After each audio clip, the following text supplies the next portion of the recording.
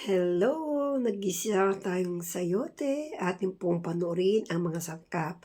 Una, nanguha ko alokbati sa labas at then prepare ako ng bawang sibuyas. At syempre, meron din tong kamatis. Ayan. Hindi mawawala yan pag hindi sa talaga. May kamatis talaga.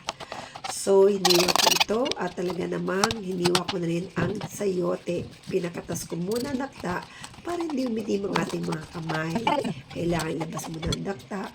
At ang ating slice dito ay pa-cubes. Yung maliliit lang, guys. Ayan. Grabe. Pasensya na ha. Hindi ko na ipakita yung paggisa. Pero alam niyo naman ang paggisa nito. Unahin bawang sibuyas, kamatis, and then pati sinulog na sayote. Ayan, luto na po tayo. Akala ko kasi nakaset na yung video ko eh. Hindi pala. Ayan, si Winoa na ganda. Tapos na po tayo Nagluto ng ginisang sayote. Hindi na ipakita kung paano ipagisa. Pero guys, kayang-kaya nyo to. Talaga namang, pero ginisa ko to. Kaya lang itong aking camera ay naka-off pala habang gigisa ko ng bawang sibuyas at kamatis at patis at inulog ko yung sayote. May alokbati po yan, guys.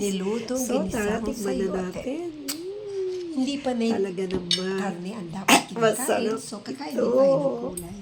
Para tikman natin. Ayan. Tara, kain tayo mga guys. Ayan. Talaga naman, mura ito pero masustansya. At kailangan pa nangigisa kayo ng sayote, hindi naglalangoy sa tubig. Kailangan ay yung gulay na ang magtutubig dyan.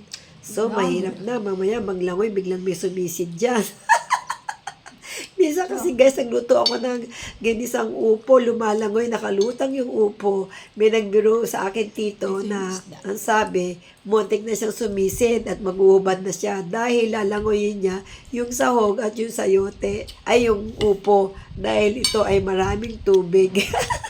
Kaya ngayon, may natutunan ako, pag tayo ay nagigisa at nagbubulang lang, less water po tayo para ang sustansya ay hindi mawala sa ating kinakain at ang sustansya ng gulay ay naroon pa rin. So guys, I hope may natutunan kayo. Bye-bye. Thank you for watching.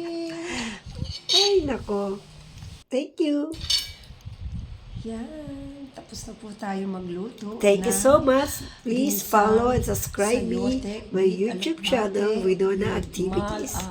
Ayan. Sana may natutunan kayo kay Winona na walang ginawa kundi puro kakain ko yan. Minsan nagluluto, minsan sumasayaw, minsan nagdadrama, at kung minsan naman ay manananim, at kung minsan naman ay nagpipinta ng mga kabahayan at nagkakambintero. At talaga naman lahat ng activities kaya natin gawin dahil you can do all things through Christ who gives me strength. Ang kalakasan ay nagmumula sa Diyos, kaya tara, kain ulit tayo nang tayo ay lumakas.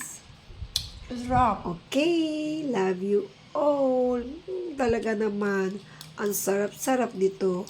Panalo sa sarap. Yan. Biruin mo, sahog niya spam at saka isda. Kasi meron ako natin ng isang tilapiyang pinirito. Kaysa naman yun ay masayang, pwede nating isahog pa. Ayan po yung tilapia. Kasi actually, yung mga nasa rep, kapag pwede pang i-makeover uli natin yan para mailuto at maisangkap talaga. Bye-bye! See you next vlog!